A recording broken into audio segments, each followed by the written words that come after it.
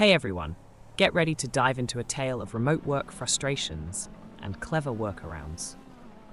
Today we're discussing the unexpected story of someone who turned the tables on corporate surveillance just to keep working from home. As part of the plan to return to office post-COVID, my company has done a lot of redesignating of who can permanently work from home, who can hybrid, etc. I really wanted to work from home full-time. I hate the office with a burning passion. It's distracting, it's a long commute, there's no benefit to being there, so on and so forth. I'd just rather be at home. Well, when we thought May was going to go back to office time, they started giving out the new designations. I got designated as in-office full-time. It made no sense to me. I work on a team of 8 people, and each of us is in a different office somewhere in the country. I've literally never been to an in-person meeting or needed to do in-person work in 3 years at this company. Every single other person on my team got designated to work from home. So I brought it up with my boss and asked to work from home. When I started at this company and lived elsewhere, I got to work from home for 4 months before I moved, and the past 14 months during COVID have been at home. So 1836 months at the company have been WFH. What I was told is that I go idle too often in chat to trust to work from home. Basically, we have a company-wide IM system that shows you as available, idle, or in a meeting. If you don't touch your keyboard for 5 minutes, you show as idle.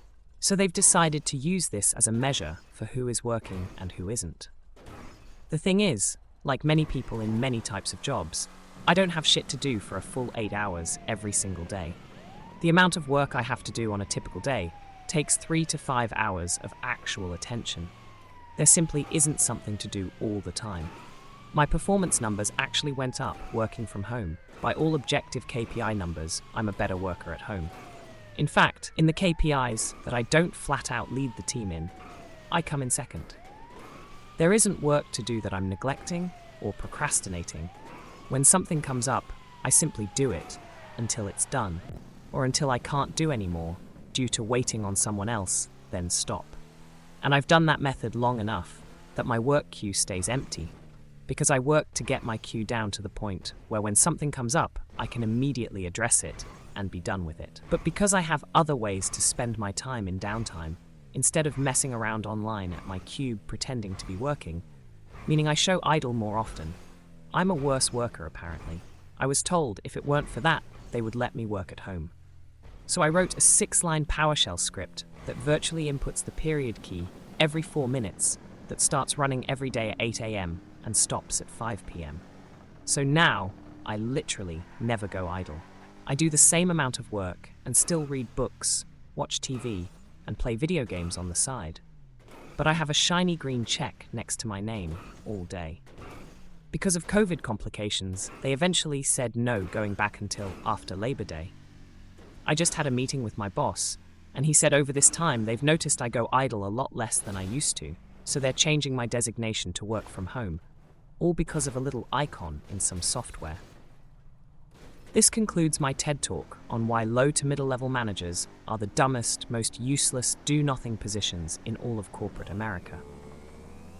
Dummy shell equals new object com wscript.shell, dummy shell.sendkeys. That's the backbone of the whole thing.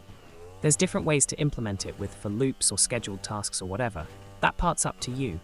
But that's all the PowerShell needs at its core to accomplish this. A lot of people have pointed out that sending insert or F13 instead of period would be better, so change that up if you want.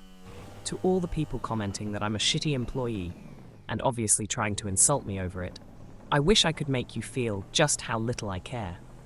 To all the people implying a workday isn't valid if you aren't at 100% capacity from 8 to 5, keep it up. You truly are an ideal employee. To them, enjoy the taste of leather, bootlickers. And that wraps up the tale of how a simple script flipped the script on work from home eligibility. Stay tuned for more stories that highlight the sometimes absurd turns of modern work life. And don't forget to like and subscribe for more content like this. See you in the next video.